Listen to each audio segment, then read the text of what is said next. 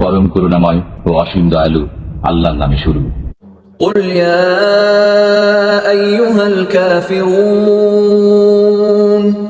বলুন, হে কাফির কুল, لا أعبد ما تعبدون আমি ইবাদত করি না তোমরা যার ইবাদত করো, ولا أنتم عابدون ما أعبد এবং তোমরাও ইবাদতকারী নও যার ইবাদত আমি করি, ولا أنا عابد ما عبدتم এবং আমি ইবাদতকারী নই যার ইবাদত তোমরা করো, ولا أنتم عابدون ما أعبد তোমরা ইবাদতকারী নও যার ইবাদত আমি করি।